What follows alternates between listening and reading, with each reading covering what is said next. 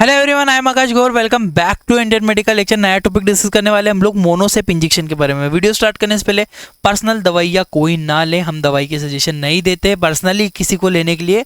Video only for medical student, pharmacy, nursing and doctor के लिए educational purpose से बनाई गई। आगे बढ़ते हैं, मोनोसेप इंजेक्शन क्या होता है। Monocef is antibiotic. मोनोसेप एक प्रकार की ब्रांड है, ब्रांड नेम है, कंपनी का नाम है, ठीक है। Monocef is antibiotic class injection या एंटीबायोटिक क्लास की दवाई होती है। आप देख सकते हो इसमें दो कंपोजिशन है, एक है आपका सेफ्ट्रिएक्सोन प्लस सल्बेक्टम इंजेक्शन, ठीक है, क्योंकि ये मोनोसेप एसपी है। इसमें मोनोसेप एसपी में आपको सेफ्ट्रिएक्सोन प्लस सल्बेक्टम आता है, मेन कंपोनेंट है सेफ्ट्रिएक्सोन ड्रग, ठीक है। तो लिखा हुआ है इट कंटेन सेफ्ट्रिएक्सोन, इसके अंदर मुख्य रूप से सेफ्ट्रिएक्सोन जो ड्रग पाया जाता है, ठीक है। It is popular cephalosporin antibiotic which is used as antibacterial, यानी कि यह ज़्यादातर इस्तेमाल की जाने वाली सिफेलोस्पोरिन क्लास की दवाई होती है जो जीवाणु के संक्रमण में इस्तेमाल की जाती है, ठीक है। मेनली कहाँ इस्तेमाल कर रहे हैं, बैक्टीरियल इन्फेक्शन के लिए, क्योंकि एंटीबैक्टीरियल या एंटीबायोटिक क्लास की होती है। सिफेलोस्पोरिन जो इसकी मतलब क्लास आती है, सेफेलोस्पोरिन आती है, सेफ्ट्रिएक्सोन, साथ में इसमें एक कंपोजिशन और है साल्बेक्टम भी इसके अंदर पाया गया है। आगे बढ़ता हूं मैं कुछ इंपॉर्टेंट पॉइंट में। इस इंपॉर्टेंट पॉइंट में ही हर एक चीज छुपी रहती है, आप समझिएगा अच्छे से। डोजेस हम बाद में डिस्कस करेंगे। This injection is third generation cephalosporin. पहली बात है, सिफेलोस्पोरिन की कौन सी क्लास का इंजेक्शन है, थर्ड जनरेशन या तीसरी जनरेशन इंजेक्शन होता है। It work to fight and kill bacteria, यानी कि ये जीवाणु से लड़ता है एवं उन्हें नष्ट कर देता है। बैक्टीरियल इन्फेक्शन के अगेंस्ट में ये फाइट करता है और उन्हें किल करता है, एंटी बैक्टीरियल की क्वालिटी शो करता है। It can be use IV और आईएम, इंट्रावेनस भी दे सकते हैं और इंट्रामस्कुलर, पर ज़्यादातर इंट्रावेनस ही दिया जाता है। वेन के थ्रू डाइल्यूट करके 100 ml NS में डाइल्यूट करके ही इस इंजेक्शन का इस्तेमाल किया जाता है, तो ज़्यादा इफेक्टिव ये होता है।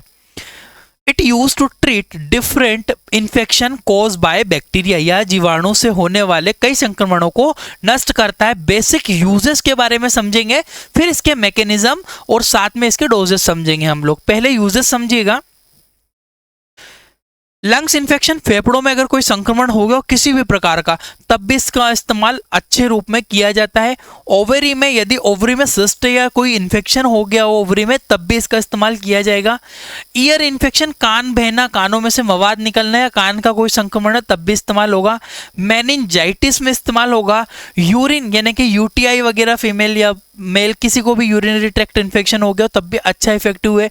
ब्लड का कोई इन्फेक्शन है, यानी कि कोई भी malaria is a parasite which not belong to this class, तो इसमें मेनली जो इन्फेक्शन ब्लड में होता है, जैसे टाइफॉइड का बैक्टीरियल इन्फेक्शन हो गया, तब भी महाराज जिसे बोलते हैं टाइफॉइडल में काफ़ी अच्छा है मोनोसेप और ज़्यादा इस्तेमाल किया जाता है, ठीक है।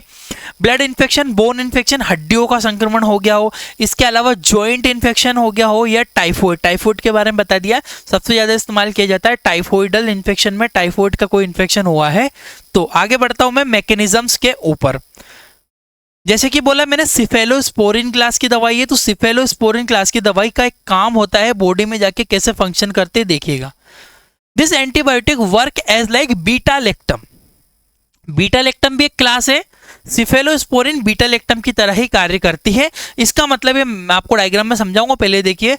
Cephalosporin bind with penicillin binding site and inhibit synthesis of bacteria cell wall, यानी कि सेफेलोस्पोरिन जीवाणु में उपस्थित पेनिसिलिन बाइंडिंग साइट से जाकर जुड़ जाती है और इससे जीवाणु की कोशिका नहीं बन पाती है।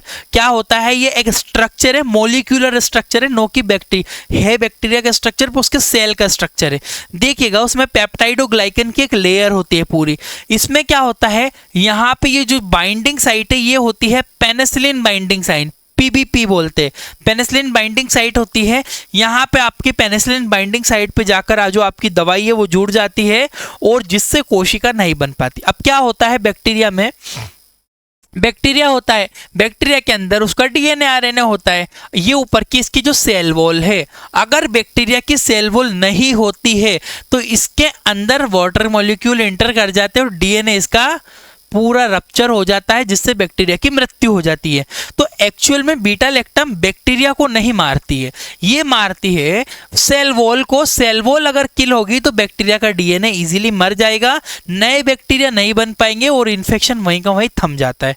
यही लिखा हुआ है ड्यू टू, सबसे पहली लाइन पढ़िए, cephalosporin bind with penicillin binding site. जीवाणु के अंदर एक जगह होती है जिस जगह का नाम है पेनिसिलिन बाइंडिंग साइट, है ना, उसको इनहिबिट कर देती है synthesis of bacteria cell wall, जिससे जीवाणु की जो कोशिका है वो नहीं बन पाएगी। Due to this reason bacteria destroy, इसी कारण से जो जीवाणु है वो डिस्ट्रॉय हो जाता है, मर जाता है, ठीक है। इस कारण जीवाणु अधिक समय तक वृद्धि नहीं कर पाता है और उसकी मृत्यु हो जाती है, जीवाणु मर जाता है, वो किल हो जाता है। क्लियर, आगे बढ़ता हूं। साइड इफेक्ट हर एक दवाइयों के होते हैं, इसके साइड इफेक्ट आपको समझना है। ब्लीडिंग, पेशेंट को ब्लीडिंग हो सकती है। पेनफुल यूरिनेशन, बाथरूम करते समय दर्द। हार्ट बर्न, छाती में जलन टाइप का लगना।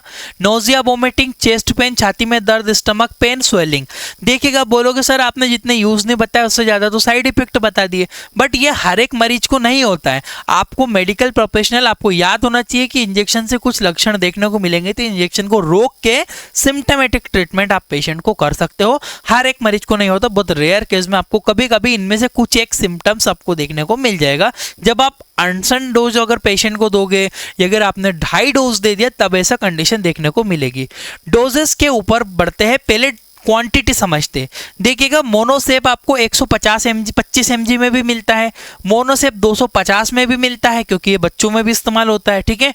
वो 500 mg में भी मिलता है। 1 ग्राम, 1 ग्राम का मतलब होता है 1000 mg, 1000 mg में भी मिलता है ये, ठीक है। 1000 mg के साथ में आपको ये 2000 mg में भी मिलता है, ठीक है। ये दोनों क्वांटिटी में आपको मिलता है, तो याद रखना 125, 250, 500, 1 ग्राम और 2 ग्राम, ये पेशेंट की नीड पे डिपेंड करता है। इसमें रेगुलर डोजेस की अगर मैं बात करूं, आगे डोजेस आपको अच्छे से एक्सप्लेन करूंगा मैं और नीचे। रेगुलर डोजेस की अगर एडल्ट की बात करूं तो 1 से 2 ग्राम पर डे, यानी कि किसी व्यक्ति को जो एडल्ट है, वयस्क है, उनको 1 से 2 ग्राम तक दिन में दिया जा सकता है। एक दिन में मतलब 2 ग्राम दे दो, यानी कि 1 ग्राम सुबह और 1 ग्राम शाम को, डिपेंड करता है पेशेंट की कंडीशन पे, पेशेंट की डिसीज पे, कितना देना ये सब उस टाइम पे समझना पड़ता है। बच्चों की बात करूं, जैसे कि बोला मैंने बच्चों में भी दिया जाता है, तो चिल्ड्रन का जो स्टैंडर्ड डोज होता है 75 से लेकर 100 mg, है ना। 75 आप 75 से इस्तेमाल करोगे, सिम्टम्स आपको कम देखने को मिलेंगे बच्चों में। तो 75 mg पर केजी पर डे, यानी कि एक दिन में मतलब 75 mg, 1 किलो के बच्चे में 75 mg देना है। अब बच्चे का पहले वेट कैलकुलेट कर लो कि भैया बच्चा अपना 5 किलो का है, तो 5 किलो 1 किलो में कितना दे रहे हैं भैया, 75 दे रहे हैं, तो 75 का इंटू कर लो, जो भी आता है उस बच्चे को डिवाइड कर दो, दिन में 2 बार दे दो, सुबह और शाम को। क्लियर है। तो 75 mg पर केजी पर डे, यानी कि अगर मान लीजिए जैसे कि आप जो भी अपन ने कैलकुलेशन करा, जितने भी किलो का बच्चा आया, अब मान लीजिए इसमें 200 mg आया, तो 200 mg का क्या है, 200 mg का आपको डिवाइड करो, डोज को तोड़ो, 100 mg आपको बच्चे में सुबह, 100 mg शाम को। ये डिपेंड करता है पेशेंट की, बच्चे की कंडीशन पे, बच्चे की डिसीज पे, बच्चे को कौन सी डिसीज है, कितनी प्रॉब्लम है, उसका वजन कितना है, उस वजन के अकॉर्डिंग मैंने आपको स्टैंडर्ड डोज बता दिया कि भैया 75 mg पर केजी पर डे बच्चों में दिया जाएगा। 10 किलो का बच्चा है तो 10 का 75 में इंटू कर दो, 5 किलो का बच्चा है तो 5 में 75 का इंटू कर दो, उसके अकॉर्डिंग आपको डाइल्यूशन बना और बच्चे में दिया जाए। अब डोजेस की बात करते हैं। एडल्ट के टाइफॉइड फीवर में बहुत ज्यादा इस्तेमाल किया जाता है। टाइफॉइड में कितना डोजेस पेशेंट को प्रिस्क्राइब किया जाता है? First day. देखिएगा इसका एक सीक्वेंस होता है, इस सीक्वेंस में अगर मेडिसिन प्रिस्क्राइब की जाएगी तो डेफिनेटली जो एडल्ट्स में जो इन्फेक्शन है जल्दी ट्रीट होगा। एडल्ट में टाइफॉइड फीवर हुआ है तो पहले दिन जिस दिन मरीज भर्ती हुआ, first day 2 gram in morning, 2 gram in evening. देखिएगा एक होता है स्ट्रेट डोज, एक होता है मेंटेनेंस डोज। स्ट्रेट डोज में पेशेंट को हाई डोज देकर फिर धीरे धीरे डोज को कम किया जाता है, ठीक है। तो स्ट्रेट डोज पेशेंट को फर्स्ट दे, जैसे आज से पेशेंट भर्ती हुआ है, टाइफॉइड के लिए हाई इन्फेक्शन है, तो 2 ग्राम यानी कि 2000 mg सुबह, 2000 mg शाम को इवनिंग में दिया है। उसके बाद जो सेकंड डे, दूसरा दिन आएगा, उस दिन मरीज को 1 ग्राम सुबह और 1 ग्राम शाम को देना है। तीसरे दिन फिर से 1 ग्राम सुबह और 1 ग्राम शाम को देना है। ये 3 दिन के डोज से अगर पेशेंट रिकवर नहीं होता है तो 2 दिन और इंक्रीज किए जा सकते हैं। टोटल ये डोज हो जाएगा अपना 5 दिन का। टोटल ये डोज कितना हो जाएगा? 5 डे। क्लियर है। तो इसमें क्या करना है, एडल्ट डोज फिर से एक्सप्लेन कर देता हूँ। पहले दिन मरीज को स्ट्रेट डोज देना है 2000 mg सुबह, 2000 mg शाम को, यानी कि 2 ग्राम मॉर्निंग में, 2 ग्राम इवनिंग में। उसके बाद नेक्स्ट डे से सुबह शाम चलाना है बीडी, यानी कि सुबह और शाम को 1 ग्राम, 1 ग्राम सुबह 1 ग्राम शाम को, ठीक है। Use this dose 3 days and check the infection if needed then increase 2 more days, यानी कि बोला है डिसीज को 3 दिन तक, मतलब कोई बीमारी की देखे संक्रमण की आवश्यक, अगर संक्रमण ज्यादा हो और आवश्यकता हो तो चेक करे, चेक करने के बाद यदि जरूरत हो तो 2 दिन और उसका डोज बढ़ा दे, 5 दिन का डोज करके उसको फिनिश कर दे, इससे इजीली रिकवरी लग जाती है। बात करते हैं टाइफाइड फीवर चिल्ड्रन, यदि बच्चों में टाइफाइड हो रहा है तो वही है भैया, डोज का तो फिक्स डोज है कि 75 mg पर kg फॉर 2 days, 2 दिन के लिए बच्चों में दिया जाता है 75 mg के हिसाब से। मतलब 75 mg, अगर 5 किलो, पहले बच्चों का वजन तोलो, बच्चा 5 किलो का है तो 5 किलो में 75 का इंटू कर दो, 5 किलो 10 किलो का बच्चा है तो 10 में 75 का इंटू कर दो, जो भी आता है उस डोज को कैलकुलेट करके दिन 2 बार देना है पेशेंट को 2 दिन तक, ठीक है। सुबह और शाम में डोज डिवाइड करके दिया जाता है, अगर जरूरत हो तो 2 more days इंक्रीज कर देते, ठीक है। तो याद रखना डोज की, यूज दिस डोज, यही लिखा हुआ है कि इस डोज को 2 दिन तक दे, यदि जरूरत हो, संक्रमण ठीक ना हो तो और 2 दिन बढ़ा दिया जाए, 5 दिन का फिनिश करके इसको खत्म कर दिया जाता है। कॉन्ट्राइंडिकेशन, किस मरीज को आपको मोनोसेफ इंजेक्शन नहीं दिया जाता है। पहला है आपका डिसऑर्डर, यानी कि आपको डिसऑर्डर कौन कौन सा है, यानी कि आपको ब्लड रिलेटेड डिसऑर्डर हो, या फिर लीवर प्रॉब्लम अगर हो, या फिर गॉल ब्लैडर में डिसीज हो, या फिर किडनी डिसीज हो, या फिर न्यूबॉर्न। किडनी डिसीज मतलब कोई सीवियर किडनी में प्रॉब्लम्स हो, कोई क्रोनिक डिसीज हो तब इस्तेमाल नहीं करना है। गॉल ब्लैडर में अगर कोई सीवियर क्रोनिक प्रॉब्लम हो तो इस्तेमाल नहीं करना है। लीवर में अगर कोई क्रोनिक डिसीज हो, पुरानी हेपेटाइटिस वगैरह कोई अदर बीमारी हो तब इस्तेमाल नहीं किया जाता है, ये चीज़ आप ध्यान रखिएगा। Thank you for watching. अगर आप इस तरह से सीखना चाहते हो तो हमारा कोर्स है, डिस्क्रिप्शन में कमेंट बॉक्स में लिंक चेक कर लो, मिल जाएगी। इसमें आपको मेडिकल की बुक मिलेगी, 950 प्राइस है, फ्री में ऑनलाइन कोर्स मिलेगा जब आप बुक खरीदोगे।